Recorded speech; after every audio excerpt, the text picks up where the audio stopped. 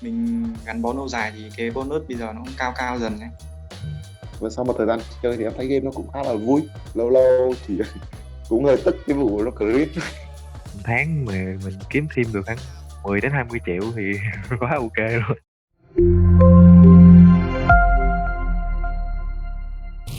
Hello, chào mừng mọi người đã quay trở lại với AsianA. Lại là mình Alice đây. Và trong video ngày hôm nay sẽ hơi khác biệt một chút, vì hôm nay Alice sẽ giới thiệu cho mọi người biết AsianA Gaming Guild của tụi mình hoạt động như thế nào. Thì như mọi người đã biết, biết rồi nói làm chi? thì có thể là mọi người chưa biết, thì AsianA là blockchain gaming guild lớn nhất Việt Nam với số lượng member trên các kênh cộng đồng có thể lên đến vài ngàn, thậm chí là vài chục ngàn members. Trời ơi, có bao nhiêu đó nói hoài. Nói vậy thêm phút nữa là người ta ngủ hết trơn luôn á. Làm cái gì nó mới hấp dẫn hơn được không? Ok, nếu như mọi người thích như vậy thì Alice sẽ chill. Let's go! Em là Ngô Đình Hiếu, em năm nay 21 tuổi, em đến từ Thanh Hóa và hiện tại thì em vẫn đang là sinh viên của trường Đại học Khoa Vinh.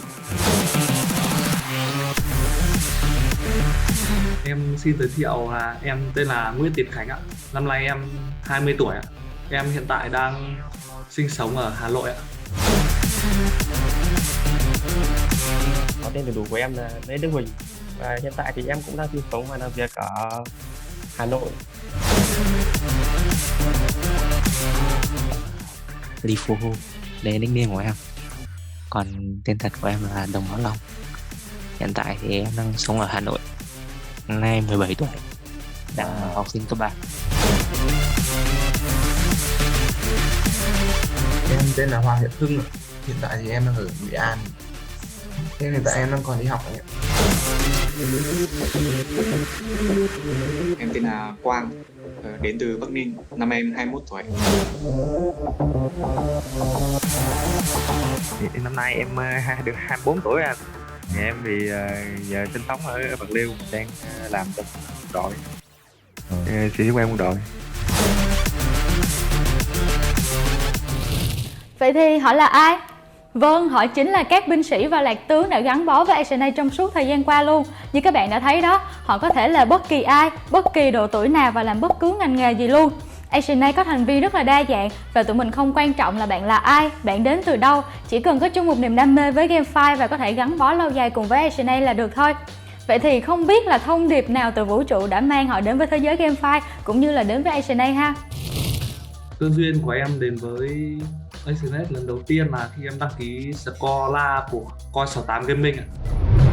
Cái đấy thì em tự tìm hiểu trên internet, là tại vì hôm đấy là em đang lướt mạng xã hội ấy, thì em vô tình thấy được các anh sinh viên rồi các đấy chơi game kiếm được tiền đấy.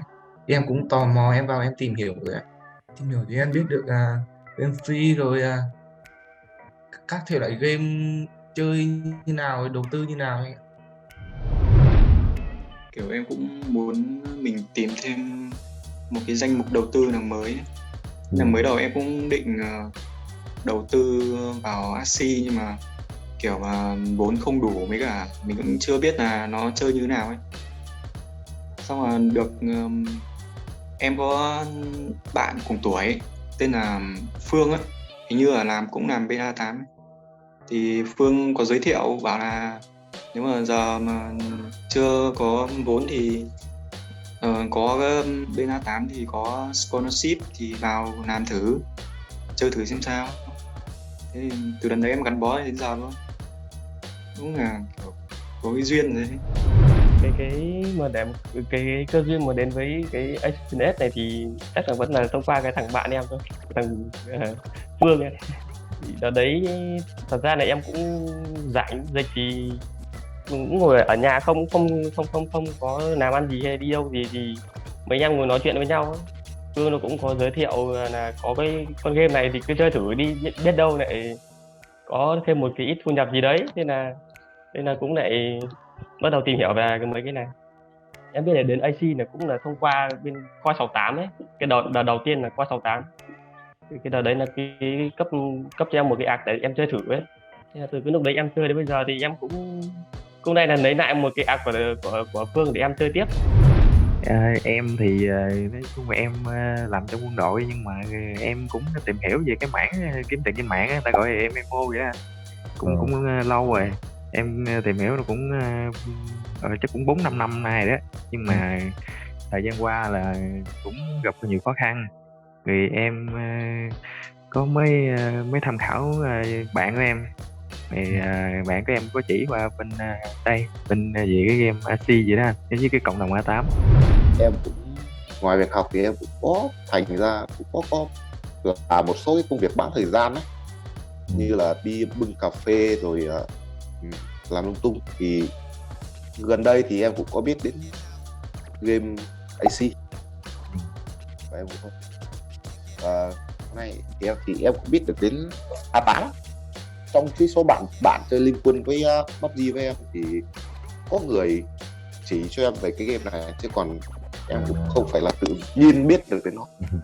Thì đầu tiên thì em cũng đầu là chơi game là để giải trí, để vui thôi, nhưng mà theo như nó nói ấy, thì đầu bây giờ thì là có thể kiếm thêm được một ít thu nhập là đầu tiên. Đúng là em là kiếm thêm một ít thu nhập để trang trải cuộc sống hàng tháng. Cũng là do dịch bệnh nhỉ, em ở nhà nhiều nhưng mà có thời gian rảnh nhiều, nên là em xem trên YouTube thì thấy khá là hay, nên là em bắt tay vào tìm hiểu.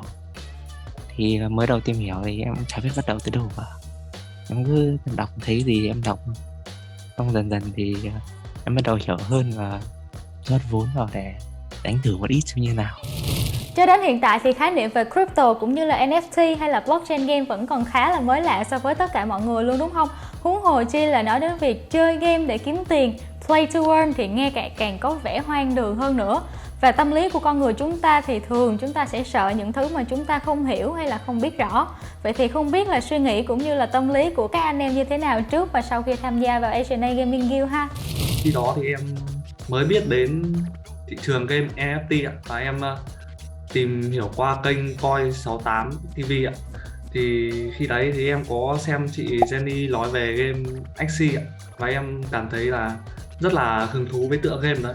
Bởi vì bao nhiêu năm chơi game mất tiền thì đầu tiên em nghe đến tựa game có thể kiếm được tiền ạ. Và em join vào group của Coi68 Gaming ạ. Thì đợt em join vào là có đợt tuyển đợt 2 thì em đăng ký, và sau khi trúng tuyển thì em bắt đầu nhận account. Thì trong quá trình chơi game em được mọi người hỗ trợ rất là nhiều, từ cách chiến thuật chơi và cách tư duy làm sao để có thể đạt được nhiều SLB nhất. Trước khi vào thì em cũng kiểu nghĩ nó không vui như thế này ấy, bởi vì em nghĩ là chỉ có một người quản lý xong là kiểu giao việc cho mình làm thôi, kiểu không nghĩ là mình sẽ có kiểu một cái chỗ để giao lưu nói chuyện thành viên với nhau ấy, kết nối với nhau các thứ, lại còn mở giải đánh kiểu giao lưu hàng tuần. Nói chung là trước em chỉ nghĩ là có một người quản lý trong đưa ác mình chơi thôi, không nghĩ là có một cộng đồng này. Ban đầu của em thì em lại không thấy sợ gì cả. Tại vì cái lúc đấy mình còn chưa biết gì về cái thị trường bên crypto hay là bên GameFi ấy, mình không biết là nó có những cái lừa đảo hay những cái gì cả, nên là lúc đấy mình gọi là một con cừu ấy. Nên cứ chỉ có biết là chơi thôi, chứ không nghĩ gì đến sâu xa hơn về mấy cái vấn đề là lừa đảo gì ấy. Còn bây giờ thì biết rồi nên là em cũng tìm hiểu nhiều dự án thì em cũng hơi dẹp. Thì ở trong gai mình thì hầu như là mọi người cũng đã biết đến là cái thị trường crypto với cả cái GameFi này rồi, thì nên là nó cũng dễ để nói chuyện với nhau hơn. Và mọi người thì nói chung là cũng kiểu như là cũng hay chia sẻ về cái kinh nghiệm của mình có ấy. Những ai mà giỏi rồi thì cũng chia sẻ lại cho những người đến sau, và những người chưa biết thì cũng sẽ được hướng dẫn kỹ càng hơn.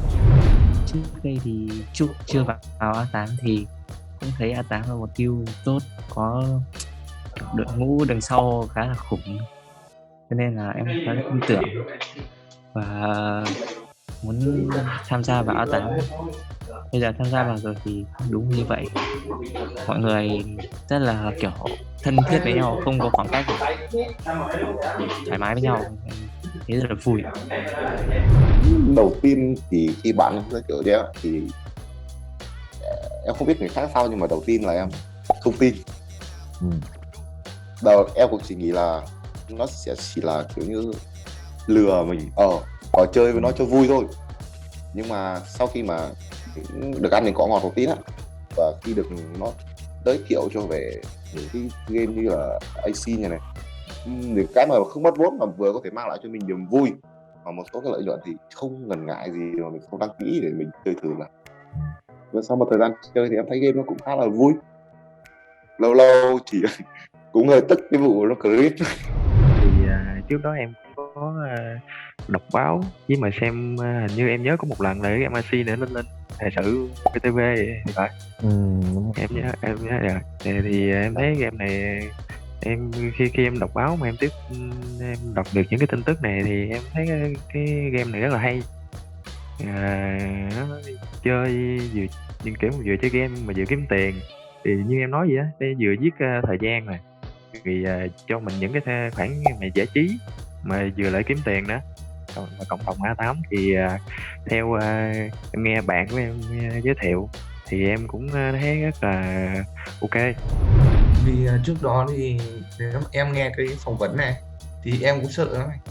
Tại vì đấy, tự nhiên tại sao mọi người là có thể chọn mình vào phỏng vấn, một người mới tham gia như mình mà một người chưa hiểu biết thì nhiều ấy, tại sao mọi người lại chọn mình? Thì nhưng mà sau khi tìm hiểu kỹ hơn về A8 thì em có thể thấy là có nhiều người tham gia và cái group này có thể tin tưởng được. Và đặc biệt A8 nó cũng là một trong những team lớn ở Việt Nam. Chính sách gọi là sao này, đại ngộ ấy, thì nó cũng hướng đến cộng đồng.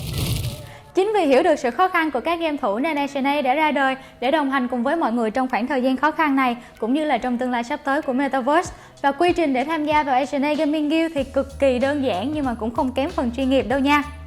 Đầu tiên, HNA tụi mình sẽ đăng thông báo tuyển quân để mọi người có thể đăng ký. Sau đó tụi mình sẽ chọn lọc ra những ai thực sự nghiêm túc để có thể trở thành binh sĩ.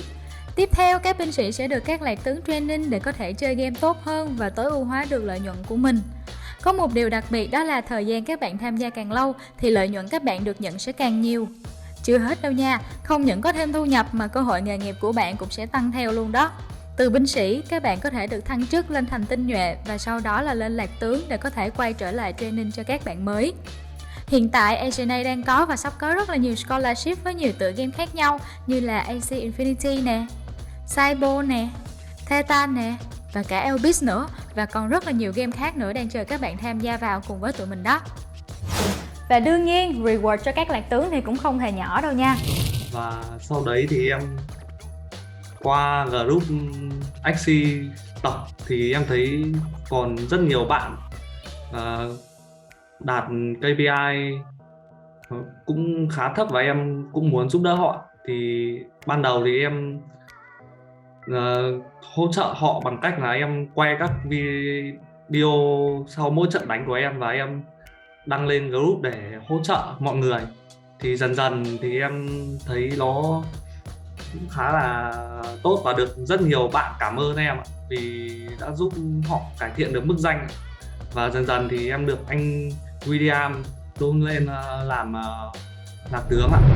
Thì cộng đồng mình thì em thấy mọi người vui, thỉnh thoảng vào chém gió cũng vui. Nói chung là admin thì nói chung là nhiệt tình, giải quyết công việc thì nhanh gọn. Được cái là bên A8 mình thì cái phần bonus mới đầu thì mọi người hay kêu ca vì phần bonus nó thấp, nhưng mà em thấy thì mình gắn bó lâu dài thì cái bonus bây giờ nó cũng cao dần ấy. Nên là cũng không gì lắm. Bên khác thì phải yêu cầu một ngày chẳng hạn phải 150 hay 170 thì SLB bên mình kiểu rất thoải mái về vấn đề đấy.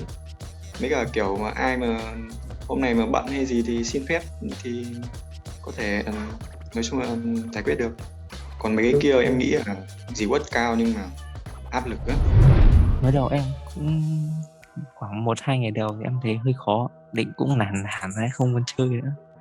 Xong cứ cố, xong rồi khoảng một tuần sau thì em bắt đầu quen, em bắt đầu cái KPI của em có bắt đầu tốt hơn lên rồi thì em bắt đầu chuyên tâm hơn nghiên cứu này. Có mẹ em có hỏi là sao suốt ngày cứ chơi game này thế, em bảo là chơi ngày chơi có 1-2 tiếng kiếm tiền thôi, mẹ em chả phản ứng gì. miễn là mày cứ học là được, mày đừng có bỏ bê việc học là được.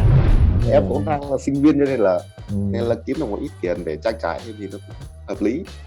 Em về bên sản nhi, cái này thì kiếm được thu nhập rồi em nói về nhà, kiểu như ngay cả cái việc em đi làm thêm bán thời gian ấy thì em cũng không nói về nhà, tại vì nói về nhà lại kiểu như lo cho em là không phân tâm được với việc học với việc đi làm, hai việc ấy kiểu như nó không thể cân bằng được, sợ là em không cân bằng được với nhau ấy, nên là em cũng không muốn nói.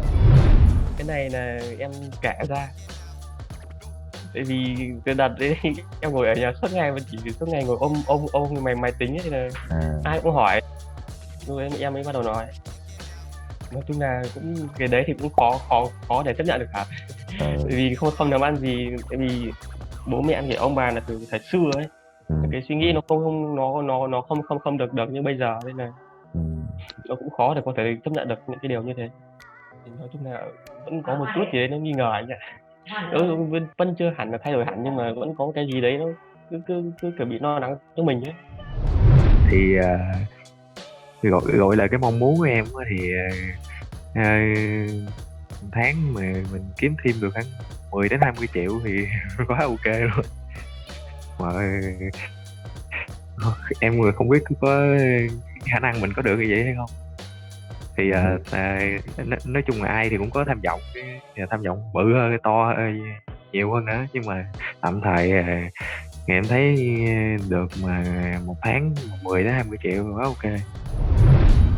Nếu mà nói về cái thị trường này nói chung thì em nghĩ là em vẫn sẽ theo nó cho đến khi mà nó không thể còn cái gì để phát triển nữa, nhưng mà cái mà em nghĩ thế thì chắc là nó sẽ không thể xảy ra rồi, nên là em vẫn sẽ cứ đi theo nó mãi thôi.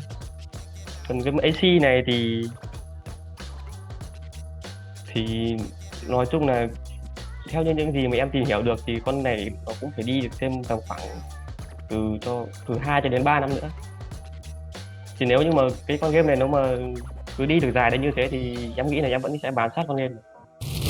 Nếu như có thể miêu tả SNA Gaming Guild với những cụm từ ngắn thì đó sẽ là những từ gì? Em nghĩ em sẽ chọn từ rất tuyệt vời. Vui vẻ, nhiệt tình, tận tâm.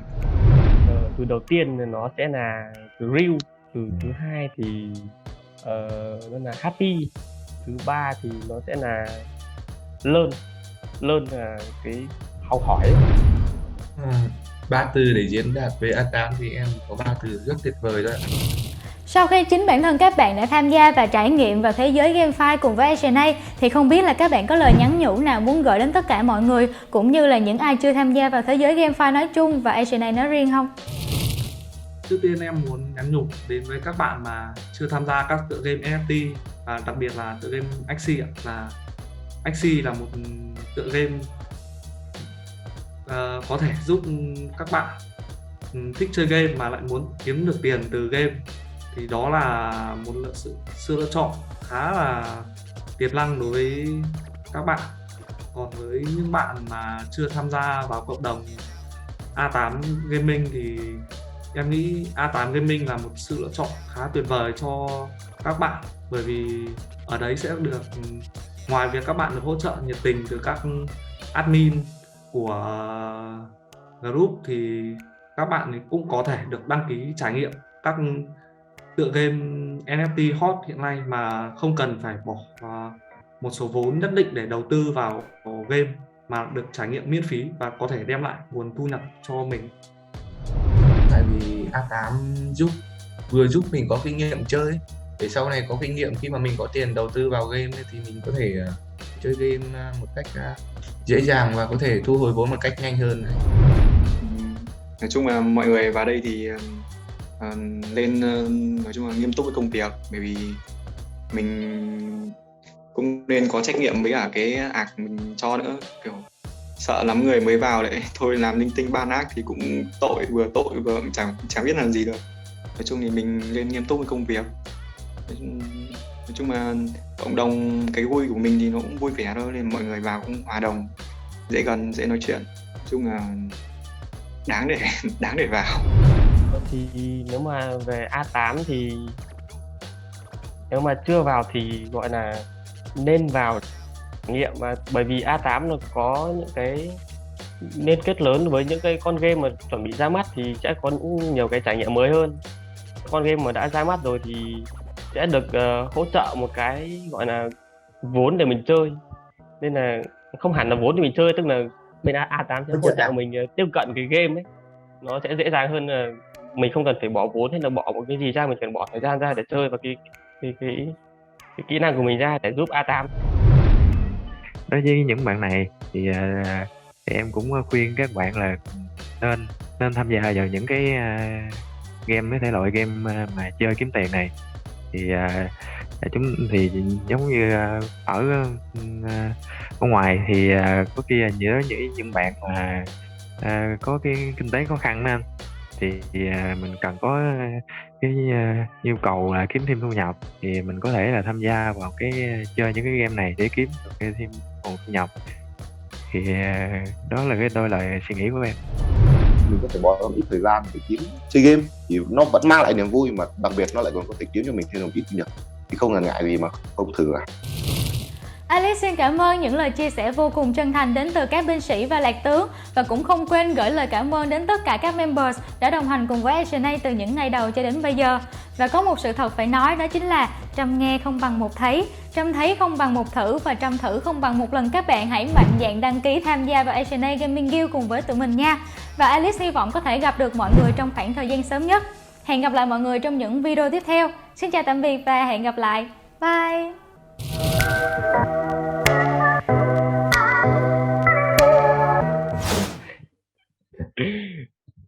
Nếu mà nên thì chắc em chỉ ngại với mũi Hương thôi. Hương vừa nhìn cái mặt em này bỏ cháy mất dép.